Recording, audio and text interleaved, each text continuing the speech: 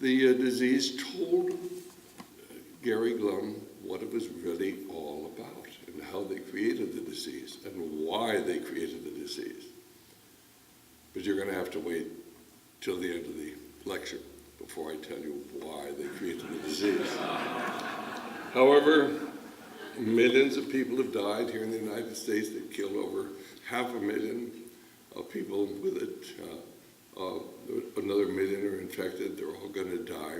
It's predominantly a disease very carefully designed to kill off blacks.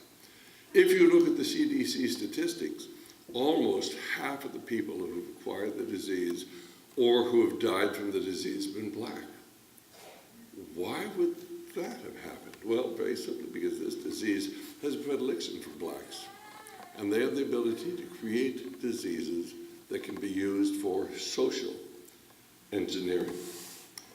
There are many autoimmune diseases or immune dysfunctional diseases today. There's an increase in allergy. There's an increase in what we call ALS, Lou Gehrig's disease. What most people don't know is that this is an autoimmune disease where your own body reacts against the tissues in your own body and begins to destroy them. Alzheimer's disease represents chronic inflammation, and it's with an element of this immune dysfunction allowing it. Of course, the metals in the brain, it produces an inflammatory response. Autism spectrum diseases. Certainly, autism itself is a terrible disease that afflicts so many children today. Cancer is an immune dysfunction. I mean, we form cancer cells in our body all the time, but if you have a normal immune system, well, your body will take care of it.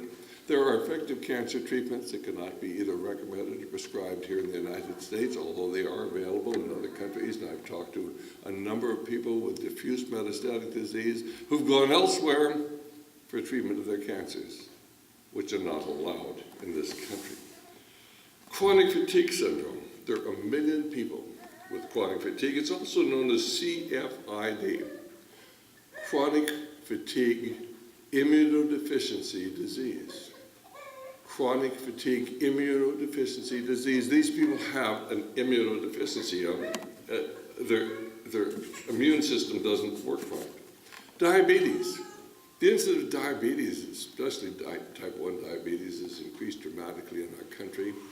And of course, this is an autoimmune disease. The body targets the islands of Langerhans and the pancreas and just goes in and destroys them and leaves young people. And this is the disease of young people. And of course, they have this terrible form of diabetes and they die off at a young age. Fibromyalgia, very similar to chronic fatigue disease. There are about 2 million people with fibromyalgia. Gulf War illness. These Gulf War veterans have the same condition exactly. Of course, there's certain forms of heart disease like rheumatic fever, where you get inflammatory reaction in the heart because of streptococcal infections. Lyme disease, these people with chronic Lyme infection, but they get all sorts of other infections because their immune system doesn't function well, and they become susceptible to them. And now we're finding that the ticks and many other insects are infected with all sorts of bacteria and viruses that can actually give you chronic disease. There are about 1 million people in America with Lyme disease. And of course, they're almost tragic because they can't find doctors to treat them. If you are a Lyme literate doctor and you try to treat this, if you know what needs to be done and how to diagnose this and treatment, the medical boards will come after you and take away your medical license. 1 million people in America have Lyme disease today. And then, of course, we have certain forms of mental illness are related to inflammatory conditions in the brain. We have multiple sclerosis, which is an autoimmune disease like Lou Gehrig's disease and Parkinson's disease. There's so many chronic diseases in America today. And why is their number increasing? Now, one of the greatest tragedies of modern times is the dramatic increase in the incidence of autism in the United States. The incidence of the disease has increased from between 1 in 10,000 children to 2.2 children 40 years ago to 1 in 100 children today. And since it's primarily a disease of boys, it's now down to around 1 in 60 or every 70 young boys in America are autistic. And the typical story is, my son was fine. He was meeting all of his developmental standards. He learned to speak at the proper time and to stand at the present time, and he was talking well, and then he got his third or fourth shot, and that very day he suddenly quit talking. He withdrew into himself. But the doctors say, oh, well, that's just a coincidence. I mean, just because he changed, his whole life changed just right after getting the vaccine shot. There is no evidence that the vaccine shot caused the autism. Well, when you hear this same story hundreds of times, pretty soon you're going to say, well, I wonder if the doctor really knows what he's talking about. And unfortunately, doctors have been lied to about this, but all these children trapped behind an impenetrable wall of silence and suffering. And that's a beautiful picture. It's on the front of Barbara Lowe Fisher's book, a little boy who's autistic. He's behind a wall, and he can't get out. So why is the incidence of autism and other chronic disabling diseases increasing? And does the disease have something in common? Is someone or some group responsible for this growing tragedy? And is there anything that can be done? Is there anything that we can do to stop them if there is a group? Well, there's a phrase from Thomas Jefferson. I've sworn upon the altar of God eternal hostility against any tyranny over the minds of men. I've sworn upon the altar of God eternal hostility against any tyranny over the minds of men. And yet that's what Edward Bernays was talking about in his book on propaganda. And night after night after night after night, we hear the propaganda put forward by the prophets of this epidemic telling us we have to get the vaccine, and we are being propagandized. And I have far less fear of getting the disease, especially because we take proper vitamins and things to keep our immune system functioning, than I do with the vaccine that they want us to take, and you'll soon learn why. It was Benjamin Disraeli, and he was then quoted again by Mark Twain, who said, there are three forms of lies. There are lies, damn lies, and statistics. Mark Twain says that figures don't lie, but liars figure, and Ernst Rutherford said, if your experiment needs statistics, you ought to have done a better experiment. And so many of the studies out there will actually use statistics to prove whatever they want you to believe. There's a wonderful article in the Atlantic Monthly this month on vaccines, and they have definitely showed how effective the seasonal flu vaccine is. In fact, if you are over 65 years of age and you take a seasonal vaccine shot, your incidence of death will fall 50%. I mean, and that's an amazing statistic.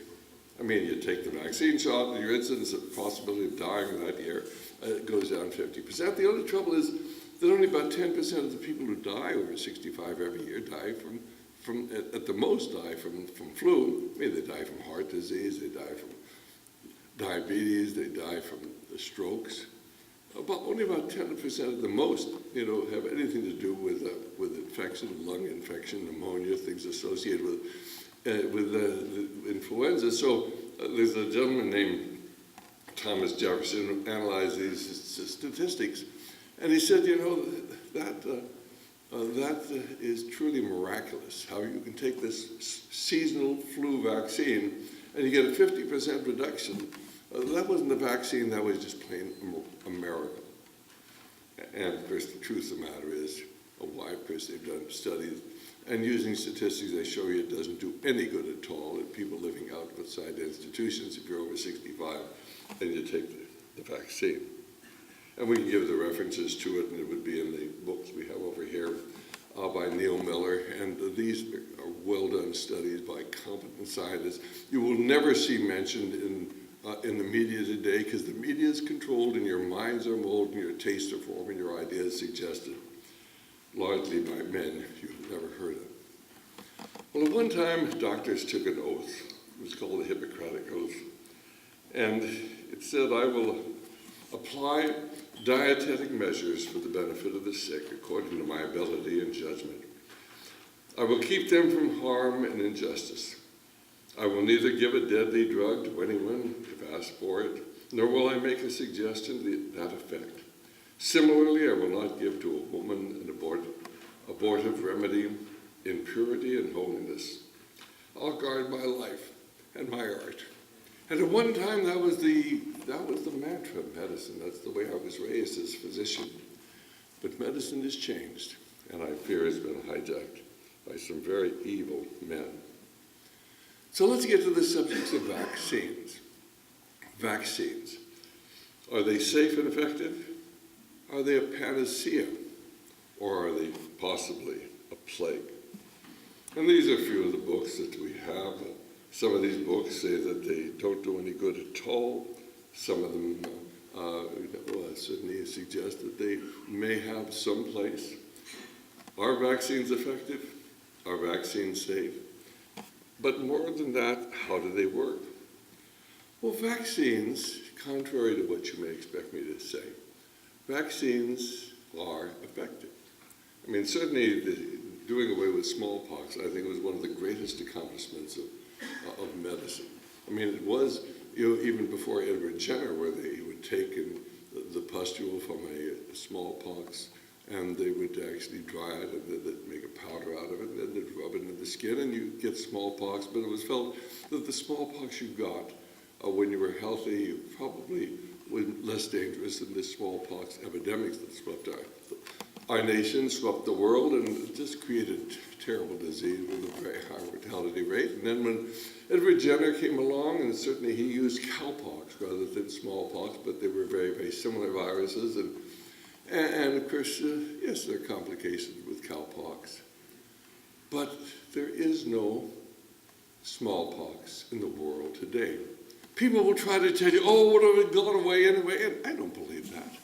And you're not going to get the average rational doctor to believe that the widespread vaccination hasn't led to the eradication of smallpox. It has. And of course, rabies vaccination. Amazing. I mean, rabies used to be a real problem before they started vaccinating dogs. And yes, if you take the right rabies vaccine, the modern ones, your chance of getting an encephalitis is about 1 in 400. But I mean, if you stop and think about getting hydrophobia and foaming at the mouth and going mad, I'm willing to take a chance of 1 in 400, especially if they can catch the dog and hold him. And if the dog doesn't die, you don't have to take the vaccine. If the dog does die, you better take it right away. Or if he bits around the face or head, you better take it right away. And just, you're taking the chance. But you have to consider the risk and the benefit. And I think rabies vaccine has been great. Typhoid fever. It used to be a real plague, and we just don't see typhoid anymore. Brucellosis. So many of the cows used to get brucellosis, and then they passed it on to people, and undulant fever, these people with chronic disease. And diphtheria and tetanus have pretty well disappeared. I know when I was in Africa practicing over there, why, of course, there were always a couple of people with tetanus dying in the intensive care unit. We just don't see that in America today. Are we over-vaccinating here in America for tetanus? Absolutely. I mean, certainly if you've got a good clean wound, you got a little bite or something, you clean the thing up. If you have a complicated, dirty wound, there's a place for typhoid toxoid, and certainly, but you have to use common sense. You can't just react automatically. Certainly, the doing away with polio has been amazing. And that people will tell you, oh, well, the only cases we had of polio were in people that were vaccinated. And that was true. We had maybe 8 cases of polio a year, and it had come from children who'd been vaccinated, and their parents would take care of them, and the vaccine would change its make up and become more virulent and affect the parent. But when you stack that up against the tragedy